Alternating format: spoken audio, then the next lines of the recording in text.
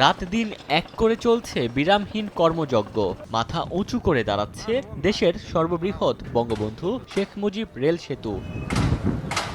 ২০২০ সালের ২৯ নভেম্বর সেতুটির নির্মাণ কাজের ভিত্তিপ্রস্তর স্থাপন করেন প্রধানমন্ত্রী শেখ হাসিনা। বাংলাদেশ ও জাপানের যৌথ অর্থায়নে ১৬,৭৮০ কোটি টাকা ব্যয়ে সেতু প্রকল্পটির বাস্তবায়নে কাজ করছে জাইকা।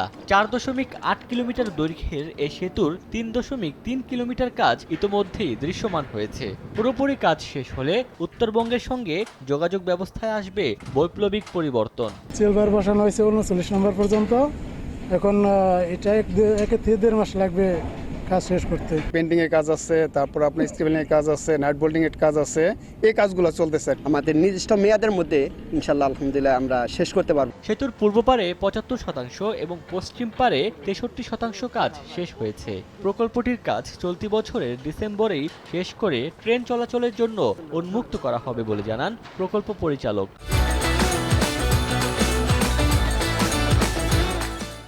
প্রকল্পের কাজ আমরা আশা করছি সার্বিকভাবে ২০২৪-এর ডিসেম্বর নাগাদ আমরা শেষ করতে পারবো। তারপরে আমরা ট্রেন চলাচলের জন্য উন্মুক্ত করব। বঙ্গবন্ধু সেতু এবং এই যে আমাদের যে ডবল লাইন করতেছি, এটা আমাদের রেলওয়ের জন্য একটা যুগান্তকারী একটা প্রকল্প হবে। কারণ আমাদের দেশের উত্তর পশ্চিমাঞ্চলের সাথে যে যোগাযোগ ব্যবস্থা, সে আমূল পরিবর্তন এটার মাধ্যমে ঘটবে। বঙ্গবন্ধু শেখ মুজিব রেল সেতু চালু হলে এর উপর দিয়ে ১২০ কিলোমিটার বেগে চলাচল করতে পারবে ট্রেন।